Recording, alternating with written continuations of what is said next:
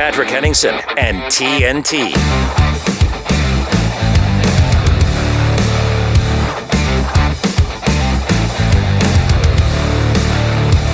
Welcome back to the Patrick Henningsen Show with me, Basil Valentine, in for Patrick today, Tuesday, the 27th of February, 2024.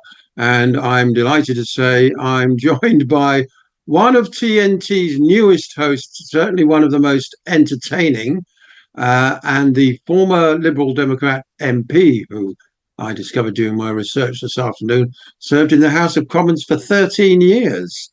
I once had a dream that I was a Labour MP under Tony Blair, Lembit.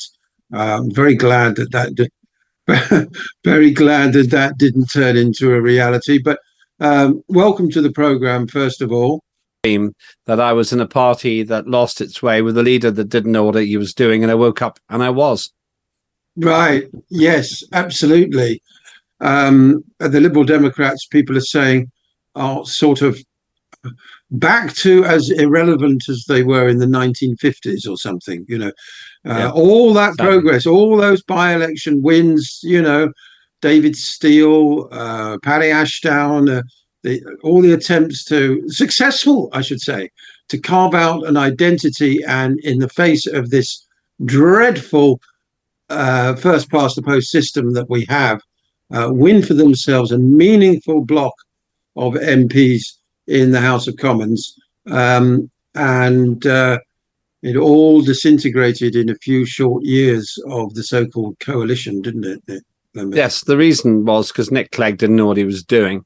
I wrote a book about him called The Alternative View. I happened to have been looking at it earlier on. This is the book, and it's quite a thick book. It took me 400 plus pages to warn the party he was going to ruin it. They ignored me, and he ruined the party. In fact, when Nick Clegg took control of the party as leader, there were 63 members of Parliament, including me. In his first general election, he cut it to 57, I being one of the casualties. And then in the second one, it went from 57 down to 8. And then he lost his own seat in the election after that. It was an absolutely abominable, abysmal performance. And he's ruined the party. It'll take a generation to get back there. The only reason they might make gains, and they probably will at the next general election, is just because the Conservatives are even more unpopular. And so they'll pick up some of the Conservative seats, but it's not because the Lib Dems have been developing any real momentum. Can you tell me where they stand on, the key issues of the day? For example, Ed Davey is now the leader, isn't he? He seems to be largely anonymous. He doesn't seem to be platformed as extensively as his predecessors. We have this weird formula in the United Kingdom whereby the amount of airtime that you get on the major networks is, or the legacy networks, I should say, this is the order we're broadcasting on one of the major networks, is determined by the number of votes you got in the previous election. So, Davey seems to be a peripheral figure when it comes to the great issues of the day, as it were. I shared a suite of offices with him from around 2001 till 2010, so about 9 years. He's a nice man. He got elected the same time as me. The problem is he just hasn't created a distinctive narrative story for the party. Right. In actual fact, and I was saying this earlier on in a different interview, the problem with the Lib Dems and with Ed Davey is this: you can't really see what voting for them will achieve. For one thing, they go along with what I think is this ludicrous climate crisis scam. Scientifically, it's illiterate to believe that human-generated carbon dioxide can even make a measurable difference to the climate. And secondly, they seem to be content with the idea of going along with restrictions on civil liberties, obsessing about the woke agenda in a way which, A, isn't relevant to most people, and B, actually shuts people up. Instead of having heated disagreement with people, you just cancel them. And then the third problem here is they can't let go of Brexit.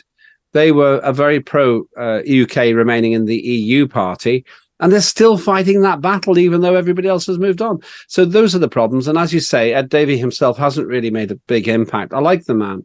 but he just doesn't seem to be able to penetrate into the system. And let's be honest with you, if Ed Davey, Rishi Sunak and Keir Starmer all ran the party, or the Uni-Party of those three together, it wouldn't make much difference to the British political system, because they all more or less agree on the main things, and that's crazy. Oh, indeed it is. I mean, the choice that's offered to Britain at the moment in the vast majority of seats, at the next election is absolutely abysmal. And of course, the system itself doesn't help. It's heavily skewed in every way imaginable in favour of the two major parties. Simple as that. But I just want to go back to your point about the restrictions on civil liberties. This seemed to come in with the dreadful Joe Swinson, and perhaps it predates that. The whole, the meaning of the word liberal is, generous, is open and pluralistic, tolerant of different lifestyles, opinions, so on and so forth. It is not unrelated to the word libertarian.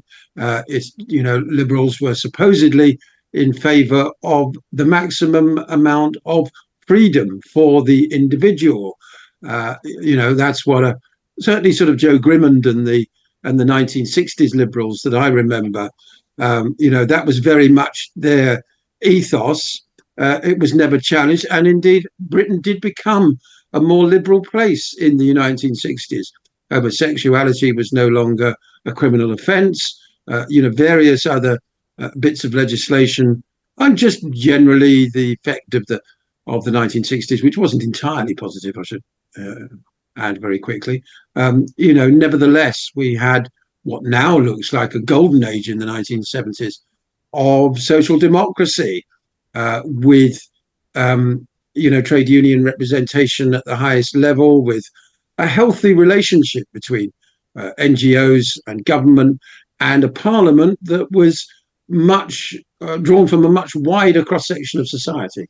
Now it seems to be filled simply with party apparatchiks. But when and why did the Liberal Party, if you could answer the question, Lembit, veer away from its traditional tolerant attitude, genuinely liberal, and start becoming tarnished with this dreadful neoliberal authoritarian brush?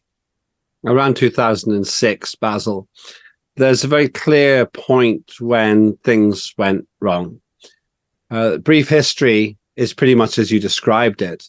The Liberal Democrat Party I joined actually in 1989, led by Paddy Ashdown, was clearly liberal and democratic. Now, Ashdown wasn't quite as libertarian as me, but he was a very charismatic leader. And he had people who were in the Liberal Democrats despite rather than because of the career opportunities that presented.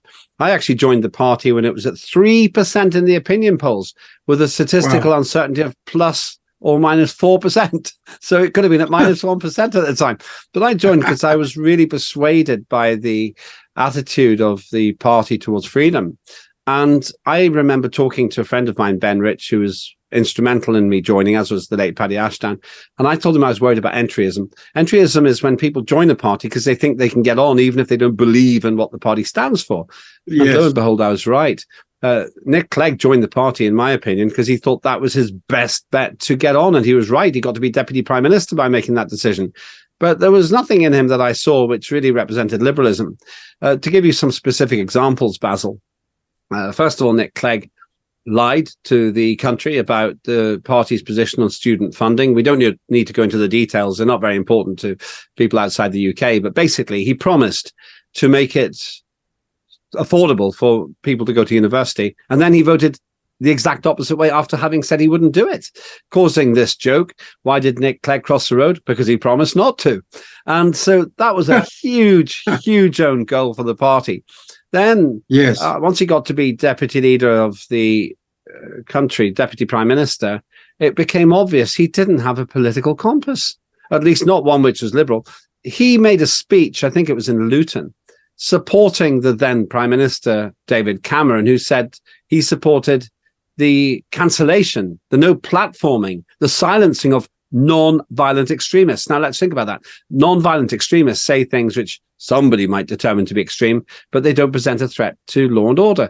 And Nick Clegg, the leader of the Liberal Democrats, said these people should be cancelled. They shouldn't be allowed a space to talk at universities. Now, that's the absolute antithesis of what the Liberal Democrats were meant to stand for.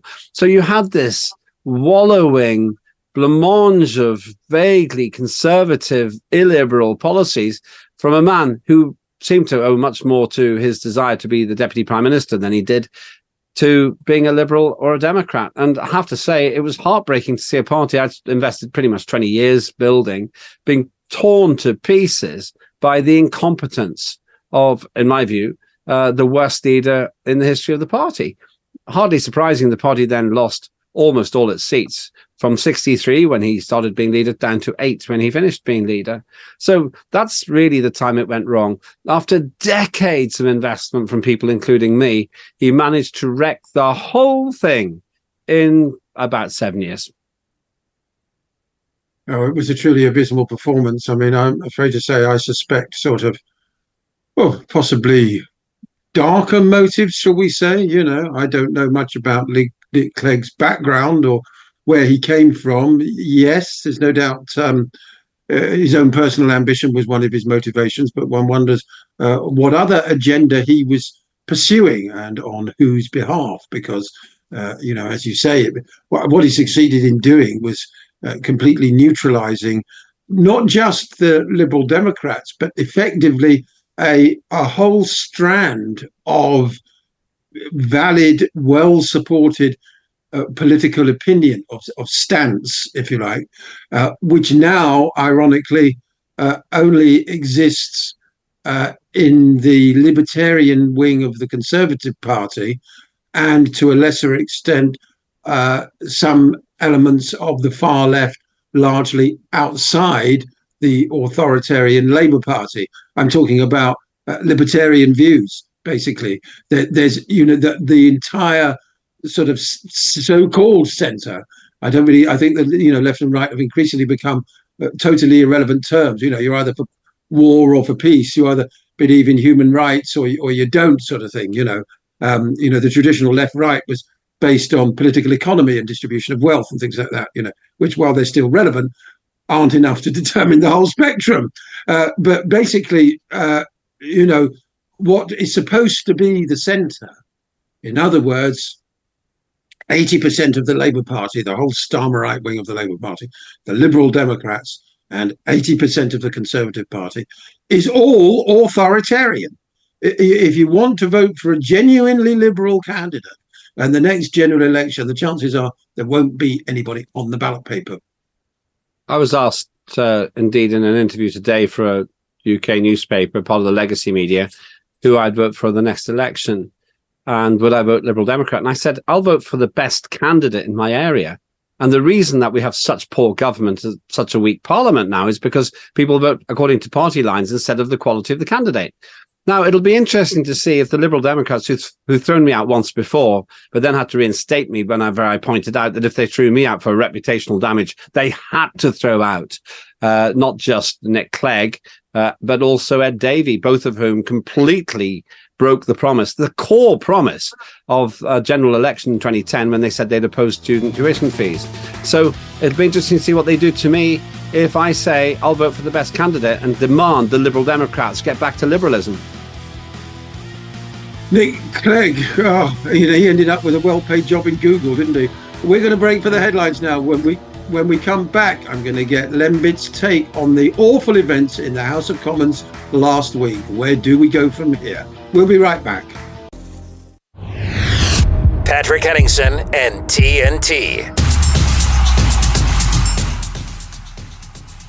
And welcome back to the Patrick Henningsen Show with me, Basil Valentine, in for Patrick today, Tuesday, the 27th of February, 2024. I'm delighted to say I'm joined by fellow TNT host and former Liberal Democrat Member of Parliament, Lembit Öpik, for a deep dive into the awful state of the UK political scene, where it seems People right up to and including the Prime Minister make things up as they go along to suit their own political agenda.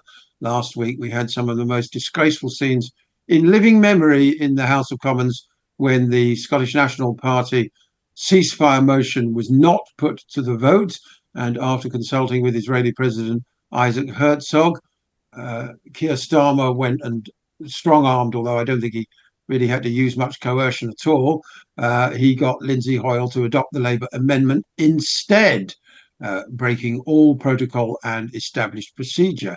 Subsequent to that, things got even more bizarre, with Hoyle changing his story to claim that the reason why he hadn't put the SNP motion to the vote was fear over MP safety. There was a large but entirely peaceful demonstration outside the House of Commons of people calling for an end to the genocide.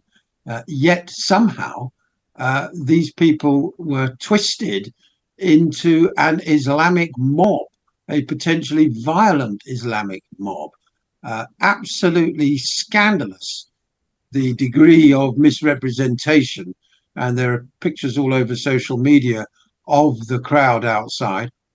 Ordinary, peace-loving, particularly quiet people. But that hasn't stopped Rishi Sunak, the man masquerading as Prime Minister, to vow that the UK will not bend to the threat of violence. There is no threat of violence, Rishi. The violence is coming from you. And says the Gaza Folk Fast sends a dangerous signal that intimidation works. Lembit, I do hope you agree with me that we've ended up in a very, very, very strange place where peaceful protesters calling for an end to genocide are portrayed as intimidating politicians. This is absolutely off the chart stuff. With a heavy heart, I do agree with you, Basil. There are three really depressing things about British politics last week. And for those insomniacs who are listening around the world, let me make my 3 points in a very simple way. First of all, the Speaker of the House is like the chairman, and he's meant to be completely unbalanced in terms of his politics, i.e. walking away from his affiliations, stepping down from that platform and operating as if he's not in a political party at all. Unfortunately, Lindsay Hoyle looked like he was doing the bidding of his leader in the Labour Party, who admitted he went to see Lindsay Hoyle to talk about changing the agenda. That's a very bad look. Secondly, when Lindsay Hoyle promised the Scottish National Party, which is the third biggest party in Parliament, actually, that he'd made a mistake and he would put it right by giving them an emergency debate of some sort, people believed him. But then he went back on his word on that, and he hasn't given them the debate.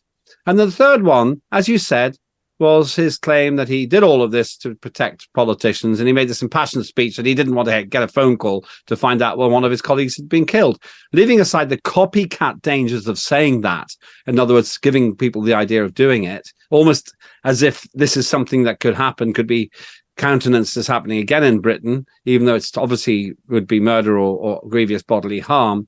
The worst thing about this, Basil, is he's using the fear of intimidation as a justification for dropping his impartiality.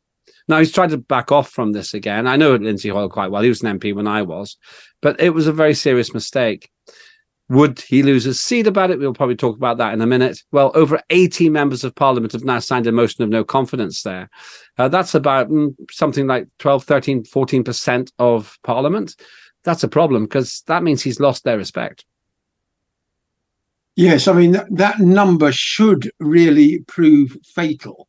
It's a significant chunk of the House of Commons, and the Speaker is really required to enjoy the confidence of everyone, bar perhaps one or two disaffected individuals who he hasn't called to speak or have some personal vendetta. Really, out of the 650 MPs, he needs the support of at least 645 to be able to continue in his job. 80 is too many. But these days, of course, people don't care about that. They what they call tough it out. In other words, they basically no longer behave in the ways that senior politicians are supposed to behave. Just as worrying is the Prime Minister, who spoke apparently of his worry over an emerging pattern, total garbage, which has seen legitimate protests hijacked by extremists to promote and glorify terrorism. This is an entirely evidence-free assertion, 100% evidence-free.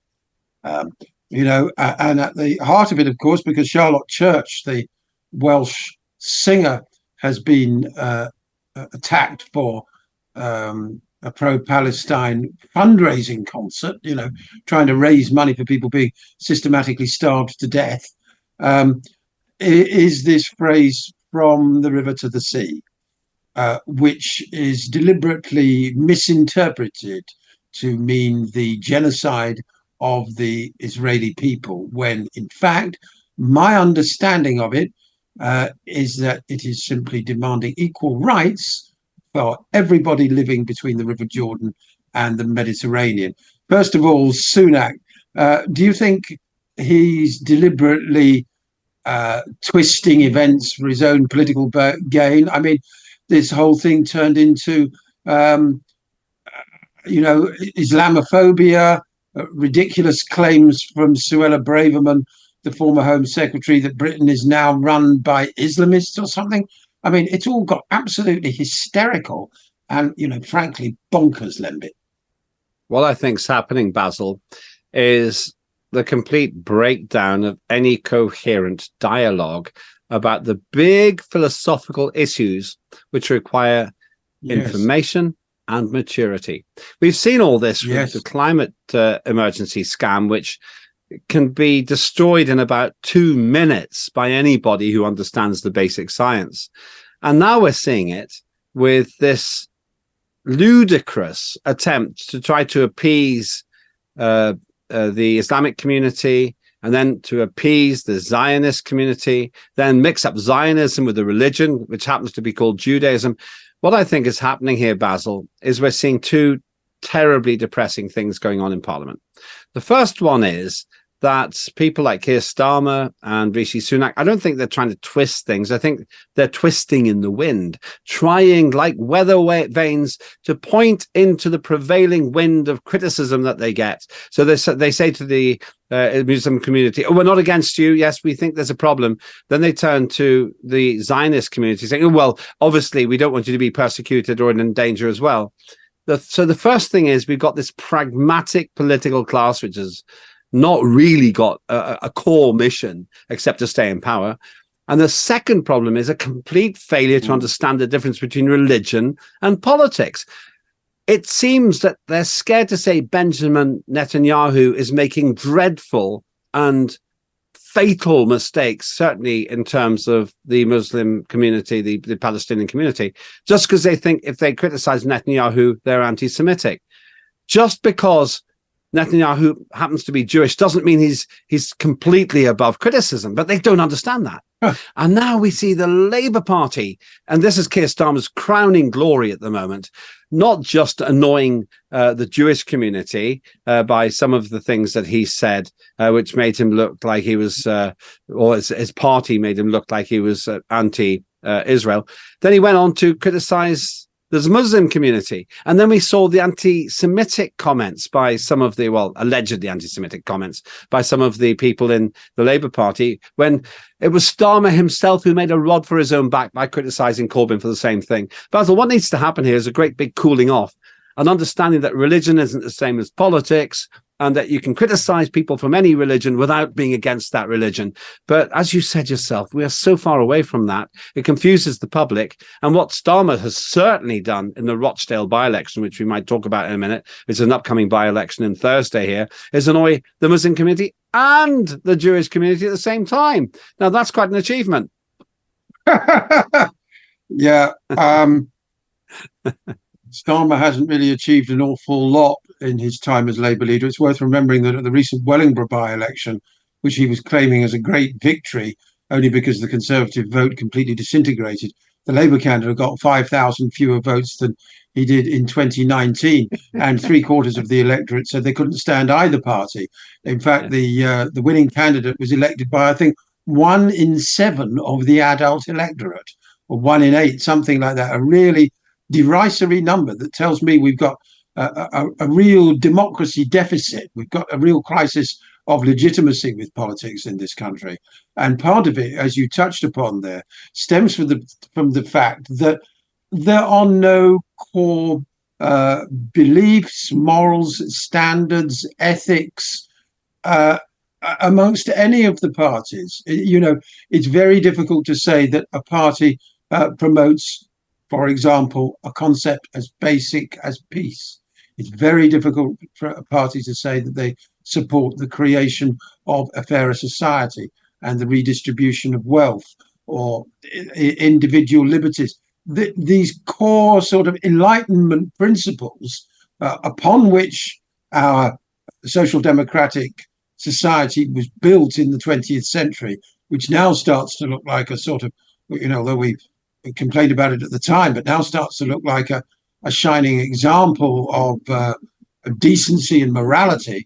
Politics has now become completely detached from any meaningful value system, as you say, and is motivated solely by power politics, and personal ambition and ego, and whatever you think will enable you to get on, not just within your party, but also not upset the Americans, Brussels, the Israelis, or whoever, wherever else you think power lies. And this is extremely dangerous and extremely damaging, because basically the whole lot of them are totally unprincipled, Lembit. The reason that today's news talk is gaining so much ground, I think, Basil, is precisely because we can have these discussions, and we can have people who have a contrarian view. We don't cancel people on the basis of the fact they have a different opinion. As you know, on Saturdays, I'm on from 10 a.m. till 1 p.m. Greenwich Mean Time, and Sundays 9 a.m. till midday Greenwich Mean Time. And the tone of my programs is roughly similar to this one, because we dig deep into viewpoints from people who can't get an airing in other places. Sometimes we have people who the viewers don't really agree with, but that's because you've got the right to express your views, even if it doesn't fit the zeitgeist. And sometimes it's right to have people who have completely different views, perhaps even authoritarian views, so at least we can triangulate our opinions. But the core point you're making here, Basil, is something which makes me very depressed as well. We now have this Uni-Party consisting of Conservatives, Labour, and I would say the Liberal Democrats, the three old big players who don't really separate themselves in terms of the core issues. To see Keir Starmer oppose the idea of a ceasefire in Gaza was breathtaking. That's when he lost the Muslim vote, I think. And then to preside over a party which is behaving, as far as the media is concerned, in the same way that the Labour Party behaved under Corbyn, which Keir Starmer and his cabal particularly criticised, that just makes them seem totally incredible. Meanwhile, I've got a Conservative Party which is tearing itself apart, for example, on account of controversial comments made by a chap called Lee Anderson, who's a Conservative MP who's in trouble at the moment for having said something allegedly offensive. Instead of saying, let's have the debate, Lee Anderson has said these things, let's see why he says it. Instead of all that, we've now got a party in government which is tearing itself apart and looking like it's its own opposition. What should be happening, in my opinion, is simple. To hear somebody like Lee Anderson, and I don't know if we're going to go into the details on that, say something which may have been provocative, talking about the influence of the Muslim or the Islamist community on the Mayor of London. You say, show us the evidence, come and show us the evidence, have the dialogue, and let the viewer decide. But we don't do that anymore. Instead, we live in a cancel culture, which is now infected like mold the very bread of British politics. And that's perhaps why we've got so many problems, and why Britain seems to be imploding in terms of its self-confidence. Yes, I couldn't agree with you more. We've got this terrible narrowing of the acceptable opinion corridor, to the point where it's effectively a straitjacket. And if you step off the reservation even 1 millimeter, you just get shot at. It's as simple as that, rather than, attempting to sort of understand why somebody says something about a particular subject. I mean, immigration is one typical subject where perfectly legitimate concerns people have are immediately attacked or dismissed. The standard of debate is the lowest in living memory. We're going to take a short break now. When we come back, we're going to have a look at the Rochdale by-election, where George Galloway, the maverick former Labour MP who famously impersonated a pussycat on Celebrity Big Brother, looks set to be returned to Parliament. We'll be right back after these messages. TNT's Tyler Nixon. I think with the people behind her, the never Trumpers and the money flowing in, whatever their end game is, it doesn't seem that she'll be dropping out even if she loses her own state, which kind of gives you a sense of the arrogance of power of people who back the Nikki Haley's of the world, where the popular support, popular consent doesn't really mean anything to them. They're gonna continue forward, seeking that power, putting themselves in the mix, regardless of how many spankings or smackdowns they get from the citizens, from the electorate, who are obviously minor, just a sort of a speed bump in the path in the quest for power. Tyler Nixon on today's News Talk. Without CO2, the world stops breathing. CO2 sustains all life on Earth. Government, the WEF, and the elite believe humans are the carbon they really want to be rid of. Today's News Talk, TNT Radio. Well, the British media are doing their best to cause all kinds of problems here in Rochdale, but the problem for them is there are no problems in the campaign. Rochdale as a town has deep-seated problems. I'm already trying to grip with some of them, but the idea that this campaign has been in some way turbulent or divisive, it's them that are being divisive. They cannot accept, for example, that for thousands of people in Rochdale, the genocide going on in Gaza is a matter of some importance. Why should that be divisive? I'd argue if you're not concerned with what's happening in Gaza, then your soul is already gone. And of course, it would be foolish to think that you could fight an election only about a foreign policy issue thousands of miles away. And we are not doing that, and have never done that.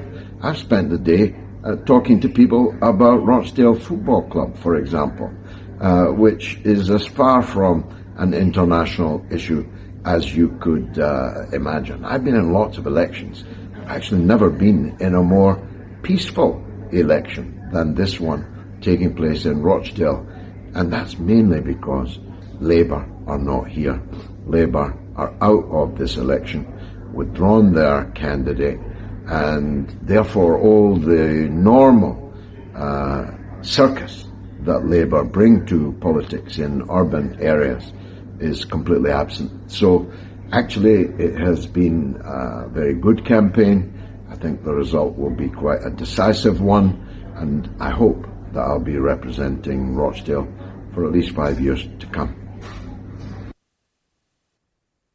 That was George Galloway, former Labour MP, who will be most likely the next MP for Rochdale, standing on behalf of the Workers' Party of GB. Now, I don't expect to draw you on the Workers' Party itself, Lembit, but personally, I think it's very refreshing to see somebody standing, effectively as an independent and standing on the issues, whether the genocide in Gaza or restoring the maternity unit at Rochdale Hospital. George has certainly struck a nerve.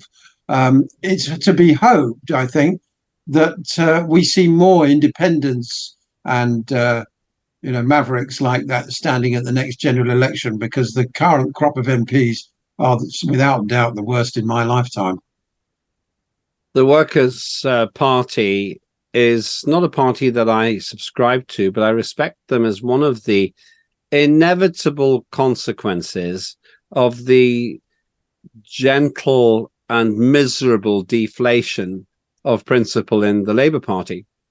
And well what said. You see, I was quite pleased with that. I'll probably use it again. I'm not surprised. It was really very eloquent. front of a live global audience as well, Basil. You heard it first right here on today's News Talk, TNT. Now, I agree with you. The odds in terms of those who take bets also agree with you. George Galloway is likely to win. I know George very well. I've got a lot of respect for him because I was talking to some of his activists where you and I met during the week, actually, outside the Royal Courts of Justice, when today's News Talk gave pretty much the only honest English language coverage of the outrageous attempt to extradite Julian Assange. And the Workers' Party was there, and they were explaining George Galloway's position, and I agree. He is actually likely to be the voice of Rochdale's. A guy called Simon Danczuk, who is a former Labour MP also. He's standing for the Reform UK party. And it seems to me they're the two most credible people in this campaign. Why? Because he stands his ground. He stands his principle. I'd much rather have a principled politician with whom I'm not completely philosophically aligned, rather than somebody who doesn't have a philosophy. It's difficult for me, of course, because I like working with George on television and on radio. Maybe we'll be too busy to do it.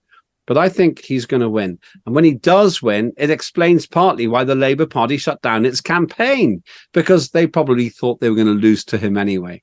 This is a classic example of where Keir Starmer is beginning to lose credibility. Now, last thing I'll say just now, because I'm interested to know what you think about it too, is this. Labour Party is in a very much weaker position than people realise. Starmer, the more he is in the public eye, the weaker he looks. Sunak is a nice but middling manager, and there's nobody else in terms of the other main old parties in town. So you get Reform UK with some pretty charismatic people, and you've got people like George Galloway, who, when presented to the public, they go, actually, we want people like this in Parliament, even regardless of whether he's left or right. He's a human being.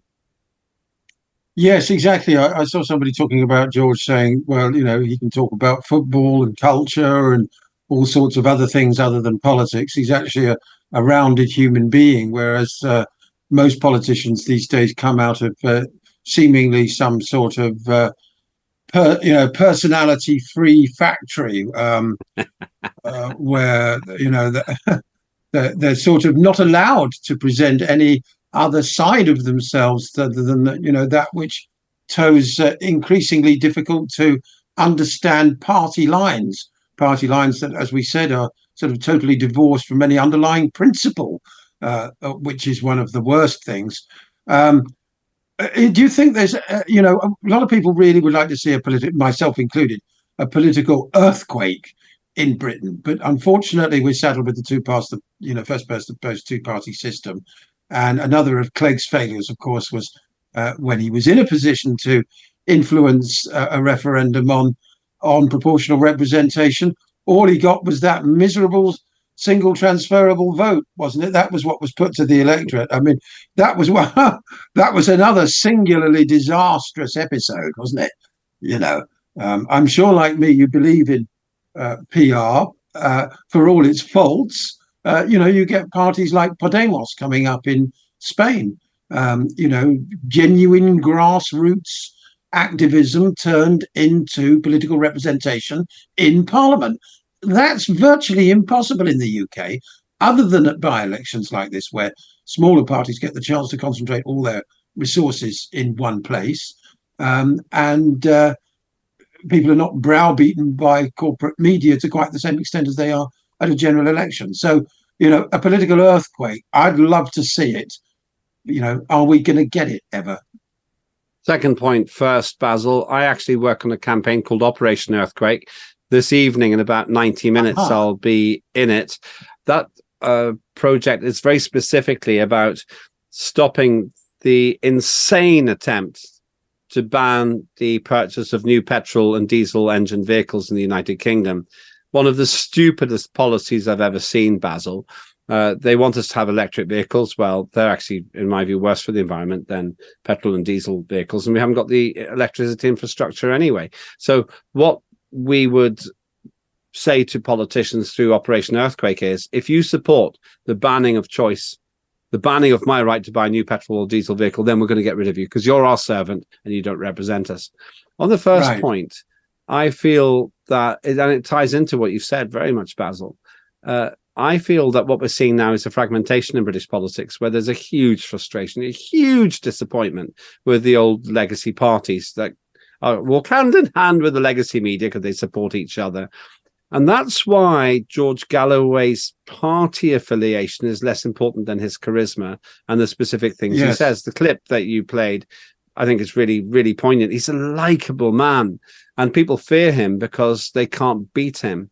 And the second thing is that Reform UK, which is Simon Danzig's party, is really interesting. I gave one of my days of coverage on Today's News Talk on Saturday morning on the Lembit Öpik Show to them.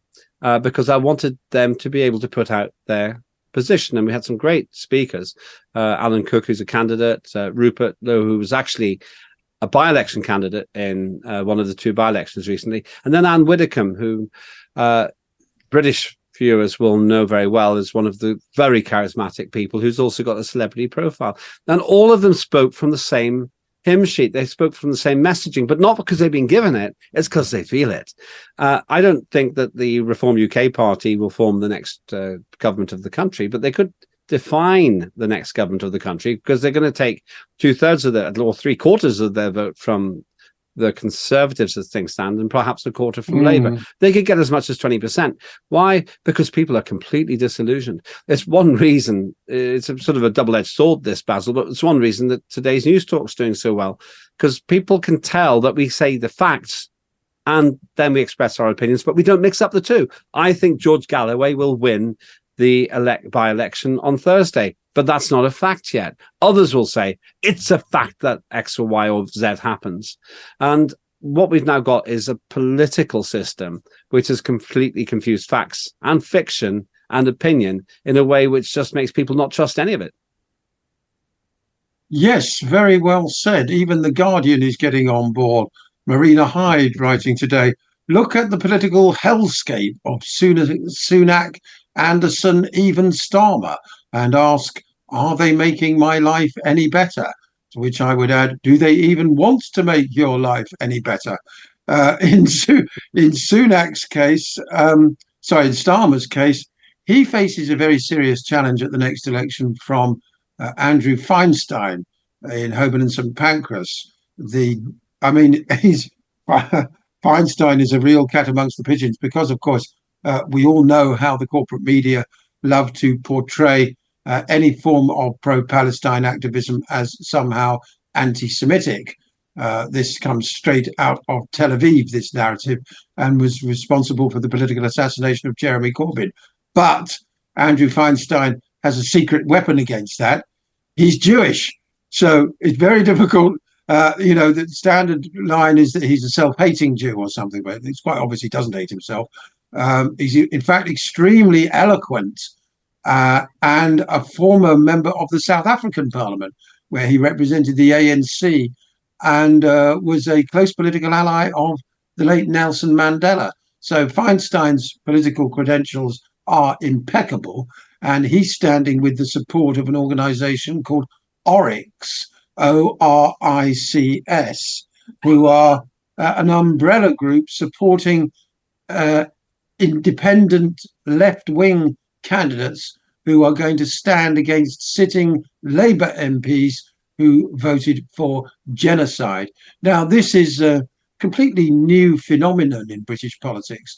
There are going to be left-wing candidates standing against the sitting Labour MPs in Liverpool because the Liverpool Labour Party was sort of traditionally very left-wing. I mean, I can remember the days of Derek Hatton and militant tendency up in Liverpool. And Liverpool's always been one of the sort of hotbeds of the most radical politics in Britain, yet they had these centrist Blairite MPs foisted upon them. So left-wingers independently are going to stand against them. And I'm delighted to say as well, the man dubbed hilariously by Alexei Sale as Keir Starmer's love child made of margarine. I'm talking, of course, about the awful Wes Streeting. And I can't get that image out of my head every time I see him now, because he does rather look like he's made of margarine. So he's being challenged in his constituency.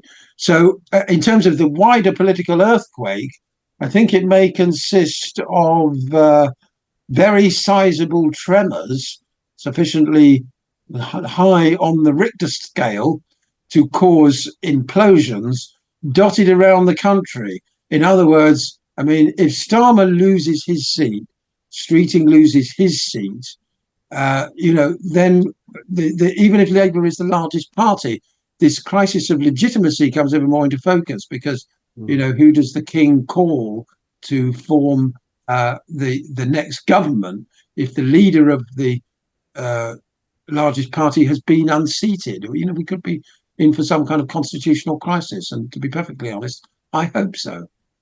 I doubt that will happen for the following reason.